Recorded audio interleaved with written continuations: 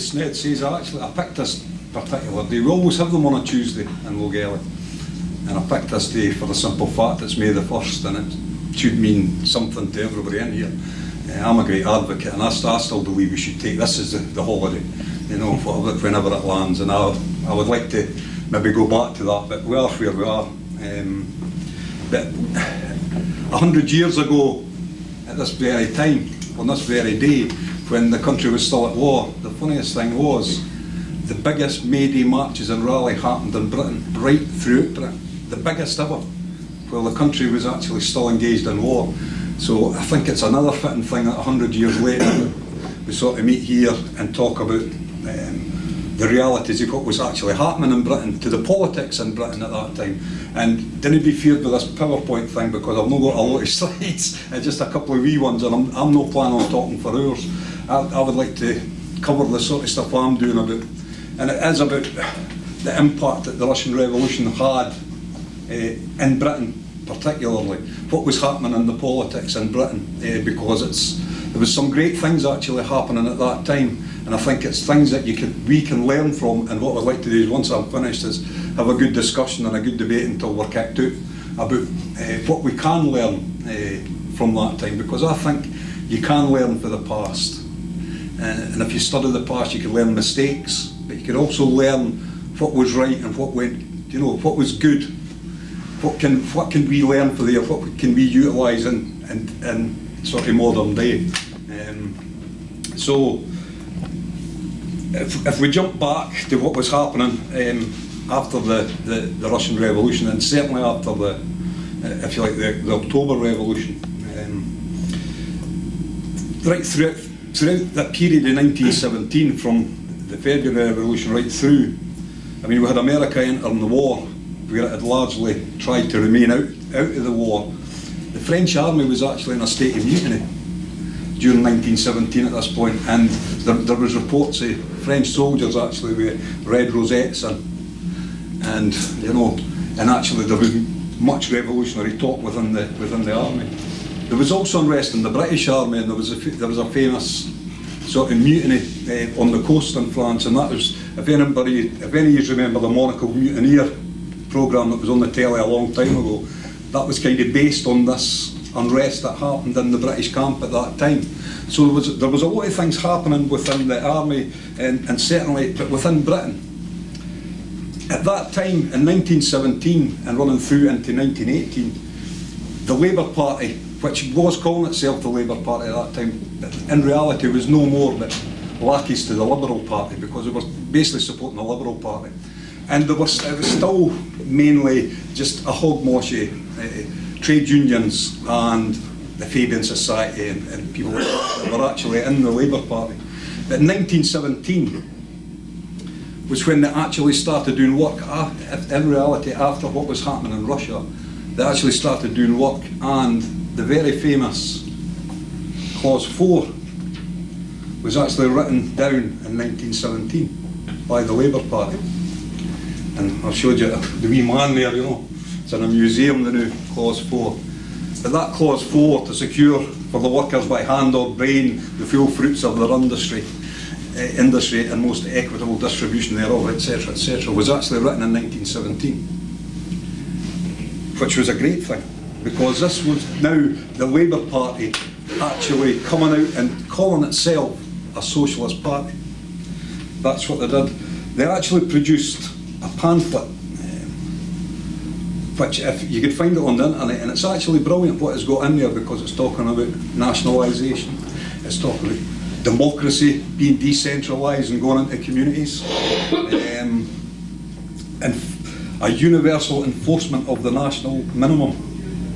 And this is what they wrote: is the securing to every member of the community in good times and bad alike, not only the strong and able, the well-born or the fortunate, all the requisites of healthy life and worthy citizenship. This was the Labour Party in 1917, Clause 4 in that. Legislative regulation of employment, securing employment for all. Social insurance against unemployment. The democratic control of industry, immediate nationalisation, control of capital industry, local government, revolution in national finance, The surplus wealth for the common good and the streets of tomorrow, which would all about house building and building nice houses and obtain them until 1945, in reality, for all this to happen. And there was a lot happened in between. And in reality, in the late 20s, early 30s, that all disappeared. And it came back into about 1936, 1937. This manifesto suddenly reappeared, and the Labour Party again discovered that it was a socialist party. So this is what they were producing. At this time, more and more Labour MPs, there was a whole swathe of Labour MPs who were actually opposed to the war and had remained opposed to the war.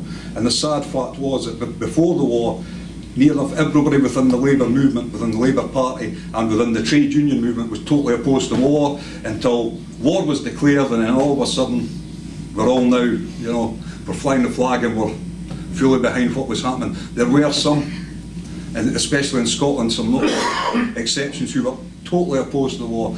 During this period in 1917, more and more Labour MPs actually became anti-war advocates.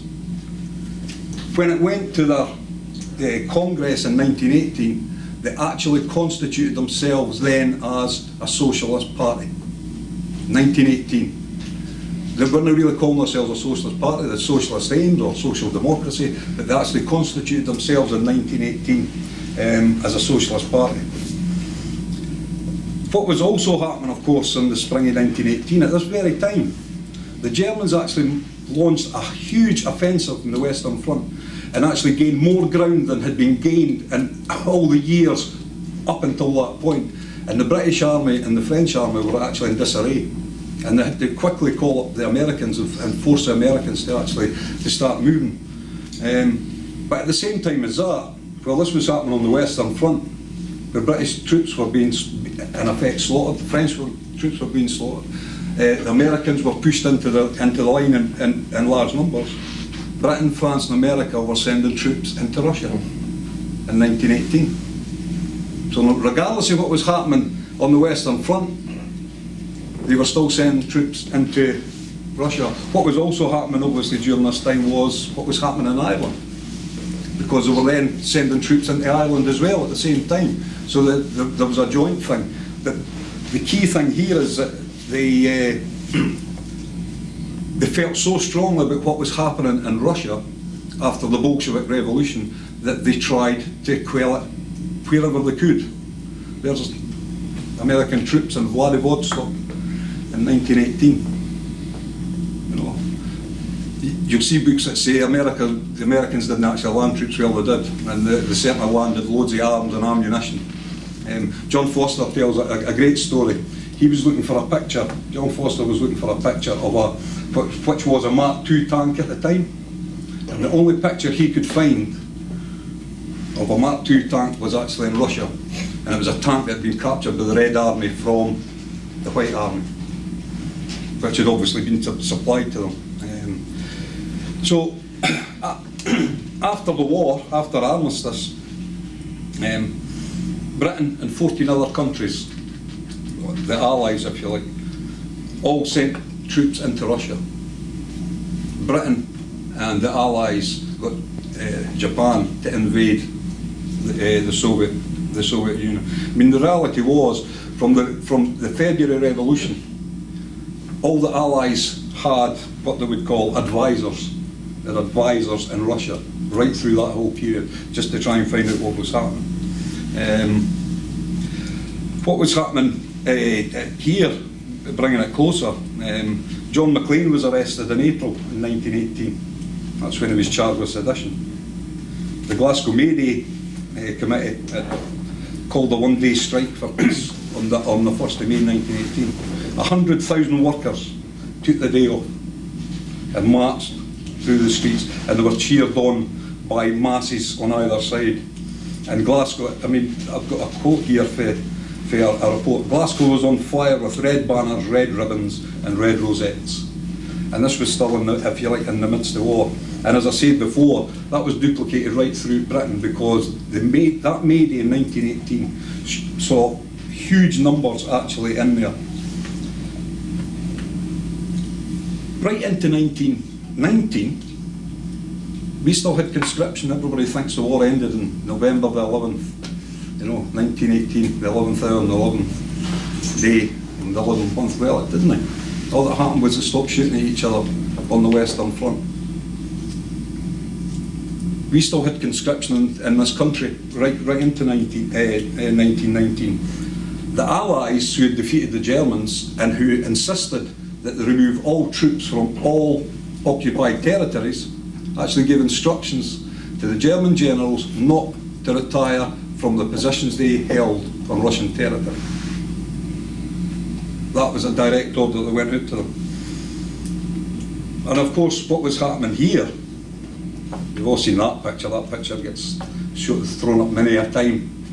That's Glasgow in 1919. With the Clyde Workers' Committee and the call to strike. And the first day was 60,000 protesters. And by the end of that week, there were 100,000 people. In 1919 in this country, there were strikes by the police. There were strikes in the army, miners, dock workers, railway workers, everything. And the mood was influenced by news, a workers' uprising in Germany and Hungary. Because this was all happening. It wasn't just Britain. There were things happening all over Europe at that time. And again, but here in Britain, it was the Clyde Workers' Committee that organised this mass strike action, and it was for the 40-hour week. That's what it was called for. There was also a huge strike in Northern Ireland and throughout Belfast, and basically paralysed the entire country at exactly the same time.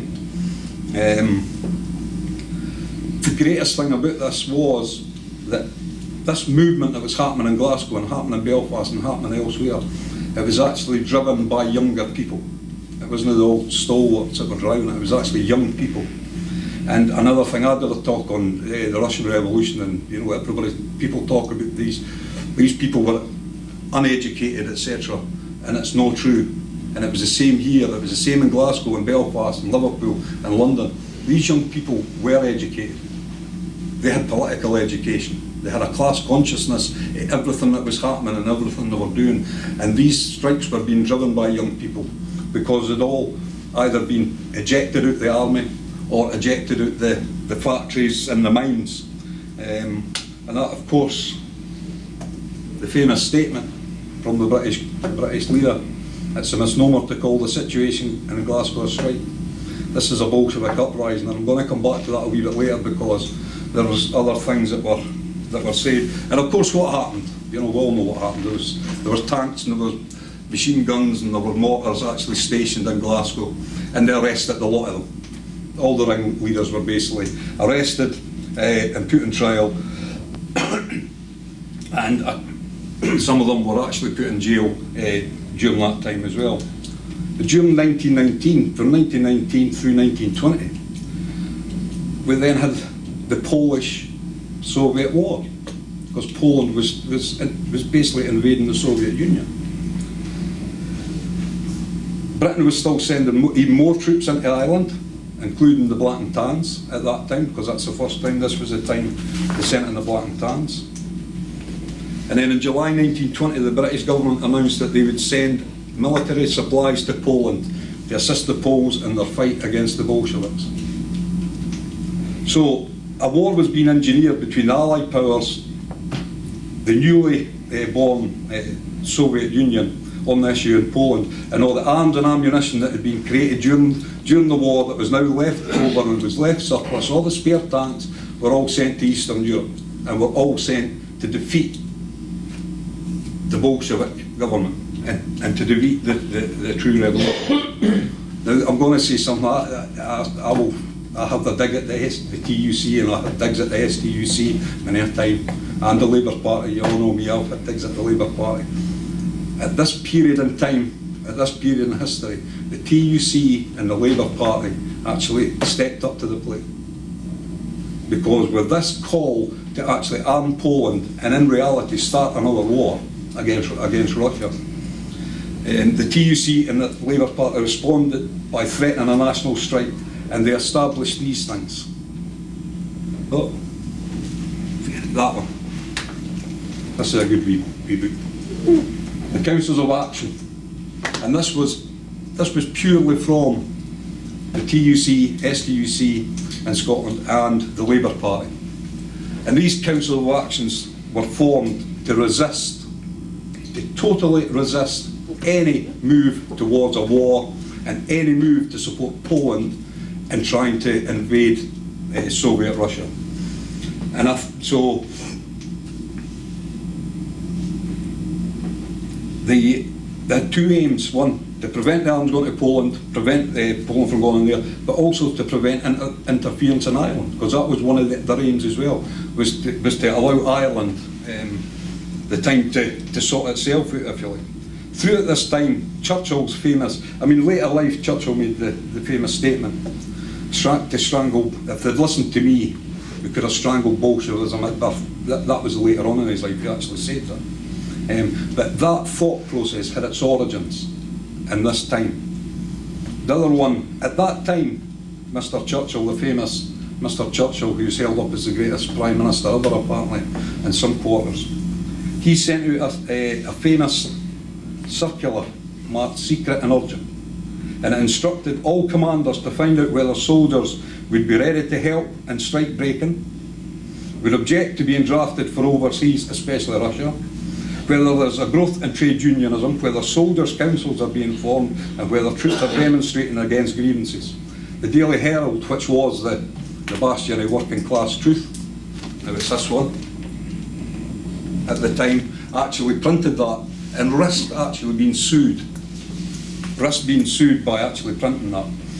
The War Office actually issued orders to burn the Herald, to burn bundles of the Herald that were being sent to the armies abroad, to make sure that they never seen what was actually happening.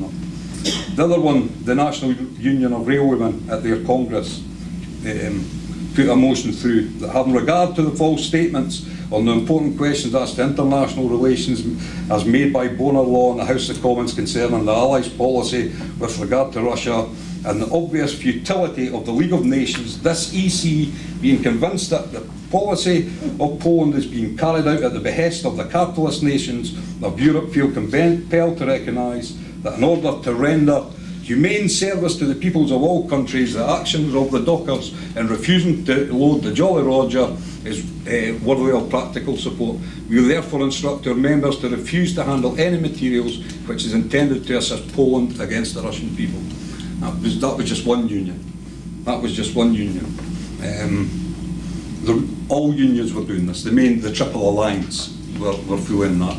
The rail, the steel and the coal, they were all doing this. The other thing that needs to be borne in mind here, during this period, after the war, and certainly up until 1929, the left in the trade union movement and in the Labour Party were in ascendance. They held the power. They actually controlled the NECs of all the organisations. The left were actually rising, and the left were organising, and these councils of action were a case in point. To me, these councils of actions, we'll talk a wee bit more about them, what they were. I think they were a high point in the working class organisation. And methyl, I mean, I'll get to the methyl one. They were actually calling them Soviets, to be honest, you know, in some parts of the country, but we'll get to that. But they were called into being by the TUC and the Labour Party, pure and simply because the left within these organisations still controlled the organisations and were actually taking control. And that included, up until the formation of the Communist Party, basically the Communist Party, because the British Socialist Party was still affiliated at that point to the Labour Party. So it was all the left that was infiltrating into the Labour Party and basically had lead positions in all the major trade unions. And that's why they were able to do this. That's why they were able to call these councils of actions into being. So the TUC sent out word that councils of actions were to be created throughout the country. And they were all over the country, and they were certainly here in Fife. There were a number in Fife, the key ones. They produced a manifesto. And again, you could go, and I'm not going to read the manifesto, but you know, you can actually go on and find it. It's amazing what you can find with the internet now. It's absolutely brilliant. But the manifesto again was brilliant. But just a wee bit out of it, The British government has not only refused to recognise the first workers' republic established in the world, but for 2 years has maintained a virtual blockade which, in its effects, is ferociously cruel, has subsidised and supported one counter-revolutionary general after another. It goes on, has organised the invasion of Russia through Archangel, Murmansk, the Crimea and Siberia, has sanctioned the Japanese invasion while preventing all supplies going into Russia. This is off of this wee manifesto that in reality originated from the Labour Party and from the TUC. You know, it'd be great to have these proclamations coming now in a similar way, I can assure you. Other things were also happening. What is this? This is a huge document. The Russian and British cooperative movements in 1919, an experiment in international cooperation. So the cooperative movement in Britain were having talks with Soviet Russia and sending people over and writing reports, and huge reports. There's another one. British Labour delegates in Red Petrograd. This again, these were union members, Labour Party members, what was to become the Communist Party. We're all going to Russia. We're all coming back with ideas. So these ideas were filtering into the Labour movement right from 1917 right through to 1926, as we'll see. I mean, Willie Gallagher, John Maclean all went to Russia at some point during this time, and all came back full of enthusiasm and full of the fight to actually wrest control from the capitalists. And they saw it happening. And of course what eventually happened was the Labour Party was doing well, but it actually saw the formation of the Communist Party of Great Britain at that time in 1920. And that took a lot of work, because there were a lot of disparate groups all arguing and fighting with each other, as we always do on the left, and it's, you know, it's just as prevalent now. But at that time there was more unity with that across the left. All the communists came together. The Labour Party was solidly socialist at this point, for sure. So everything was in our favour. Of course, as it ran on, and as things went on, as the 1920s started moving on, 1920, 1921, Winston Churchill, who at this time was the Chancellor, tied Britain's currency to the gold standard and basically destroyed the economy. In reality, he created austerity, what we call austerity now. That's what he created at that time. And then industries like steel, coal, shipbuilding, textiles were hit the hardest, because the price of their goods going out of the country was now so inflated that nobody was buying them, nobody wanted them. Now, you could argue that was a ploy, because at that time, after the war, certainly in the coal mines, the steel mines, the shipyards, all industry was looking at increasing the working week and reducing the wages. That's why, you know, not a penny off the pay, not a minute on the day. That was a famous slogan, that's why. But that's what the industrialists were trying to do. They were trying to now claw back control from what was actually happening. And of course, during this time, right after the war, there was virtually full employment. Unemployment was down to below 2% just after the war. By 1921, it was nearly 20%. So unemployment had went through virtually zero, and in a few years it was 20%. And what had happened there, of course, was they sacked and got rid of all the activists, all the trade union men, all the trade union leaders, all the young people that were heavily involved. You know, all the young women that were heavily involved in the movement, because this whole movement actually dragged in a whole host of women who had all been co-opted into the factories and into the arms industry during the war. They were all pulled in, but they were all basically sacked. These were the first to go. So that actually started to have an impact on the movement and the way it was actually going. But even then, there were 85 million working days lost in 1921 to strike action. 85 million. And of course this was because of the triple alliance of the miners, the railwomen and the steelworkers. Now of course at this time what was happening was that there was a definite attack on the miners, because the coal owners were were insisting that the working week has to increase and the wages have to be slashed drastically.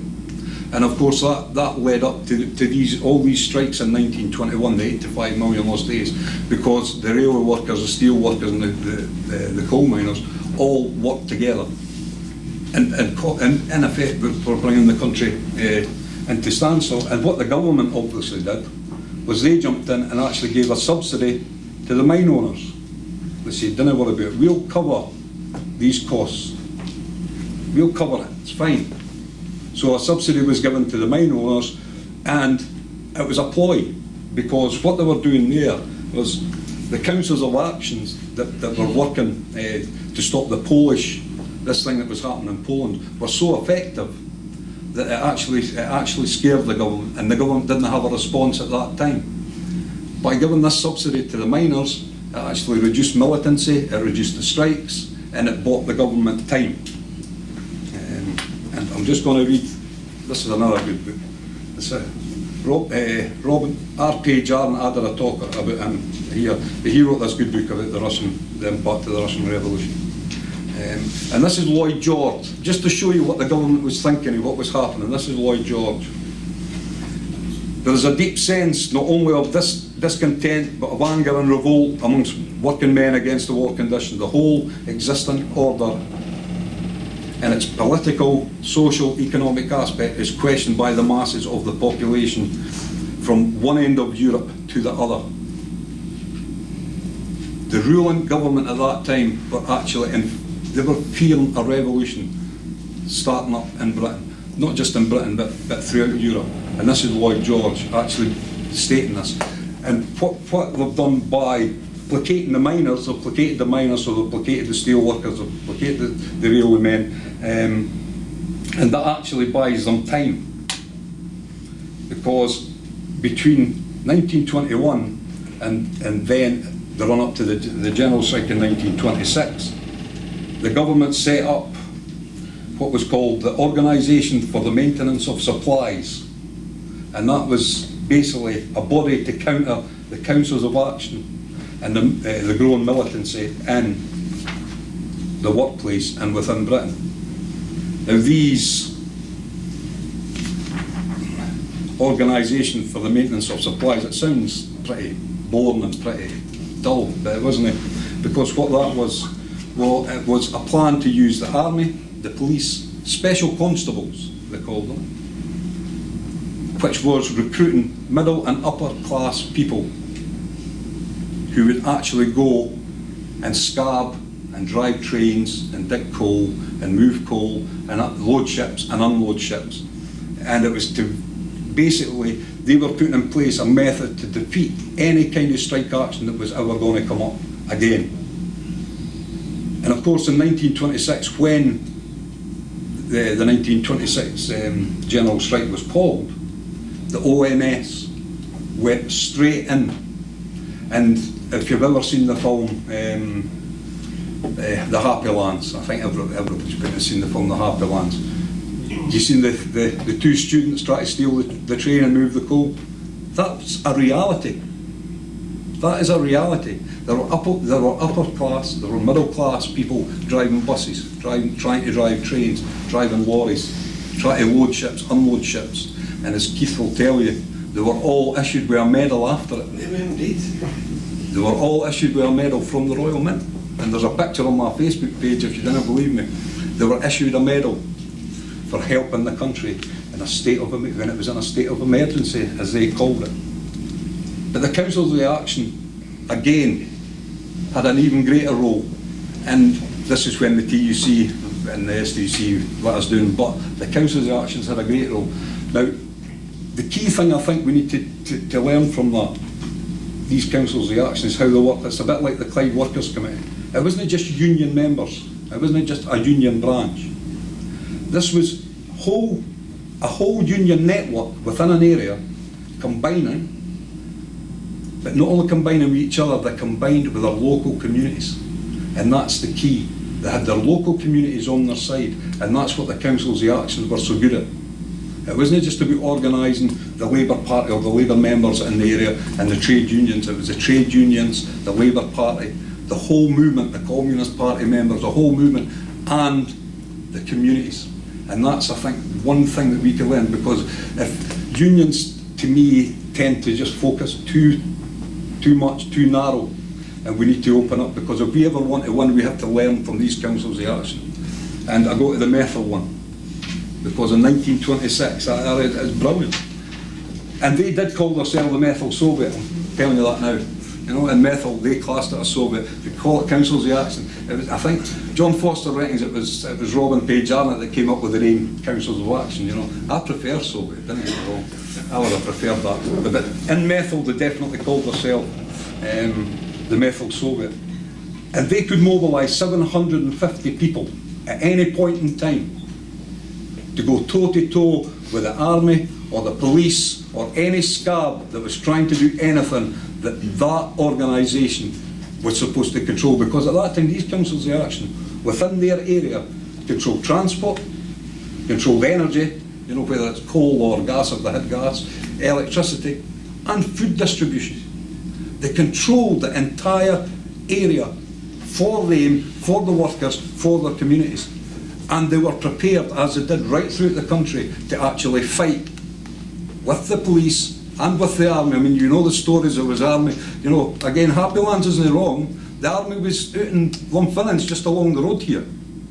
And people were prepared to actually go toe-to-toe. And that's, to me, is what is the high point of this whole period. This organisation, that we could go from nothing, a state of inaction, to having councils of action right throughout the country that were able to organise and control entire cities and entire regions, just like that, and through workers' control. It wasn't through management, and it wasn't through some politician somewhere. This was on the ground, grassroots organisation at a level that we've never seen since, I don't think. And I think that's what we can actually learn from that, and that's what I think the discussion needs to be about, is can we learn that? Am I right? I don't know. I did a thing on Sunday about that, and I actually, we were talking about, you know, organisation and trying to get unions into communities. And I don't know if you all know what's happening in West Dunbartonshire. Basically, West Dunbartonshire Council decided to attack the union facility time.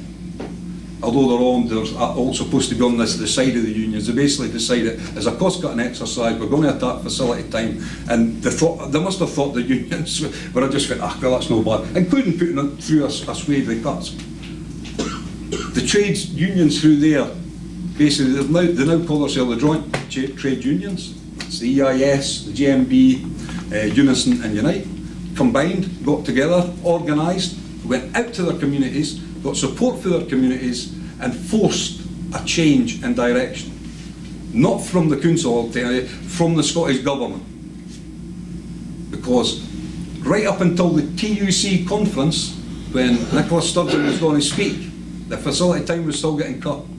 But this was going to be such an embarrassment, this campaign that was going on, that a decree came down from on high and basically told them, no, you're not going to do that. Now this campaign hasn't stopped, because there are cuts to that budget. They are still campaigning as a joint trade union body with their communities, and they're demonstrating, they're holding meetings, they're holding marches, and to me that is a mini council of action. That's what that is to me, and I think we could all learn for that, and I think it's a great thing. What I look back on, if you look at some of the things where the trade unions and the communities come together, if you look at what happened in the poll tax, same thing. Look at the bedroom tax that just happened. The trade unions were heavily involved with community organisations, and that's how you win things. That's how we've won in the past, and I think that's how we can win in the future. I'm heavily involved in the People's Assembly against austerity. What a mouthful. The People's Assembly against austerity. I think now, if I'd been there and I kind of had known all this stuff then, I'd have been kind of calling it, no, we'll call ourselves the Council of Action Against Austerity, because I think that rings a wee bit better. There's a bit of history about it, and it has a bit of beef about it, I think. But I don't know, that's maybe just me, and it's maybe just me sort of romanticising. about what was happening. But I still think that that period in time we can learn. That's the working class movement in this country could actually learn from what and say, how did they do that? How was this organisation? How did it happen? How did it spring up so spontaneously? You know, how did they manage that unity of purpose? Because that's sometimes what's missing. Just to finish, I think trade. I mean, I'm a trade unionist. There are a lot of trade unionists in here, and I do think, and us on the left, you know, all us loony leftists, as they tend to call us, we do tend at times to look at these huge questions and, you know, try to work out huge answers, and we've become kind of blinded. And the people we're supposed to be helping, or we're supposed to be doing what for, are our own communities that are, you know, next door neighbours, the street along there. And I think we miss the point because we miss what's important to them. What is important to this community out here? You know? That's what we're missing, and I don't think we'll ask that question. And I think that's what the Councils of Action were doing. They were actually tapping into what was happening within their local areas, and they were organising through that. The Clyde Workers' Committee thing was a great thing as well. Yes, it was a strike for lower working hours, but it wasn't just that. It was about housing, it was about education, it was about everything that affected that local community within that area. And I think that's maybe what we have to go back to. We have to start thinking, you know, more like that, and forget and not quoting people like Gramsci and even Marx, you know, just between ourselves, but not to the public. You know? I was at the meeting and it was actually Richard Leonard. He mentioned Gramsci, and I thought, yeah, it's great in here because we're all socialists. You know, mentioning Gramsci to somebody out in Logella, they'll know who you're talking about because it's not important to them. So you have to find out what's important to them, and we have to get our message out. It's a bit easier to understand. And I think, again, that's what the Councils of Action did. They actually took a message that was easy for every single person to understand. And I'll leave it there, and then we'll open it up for debate and discussion, because that's the main reason we're here. So thanks a lot.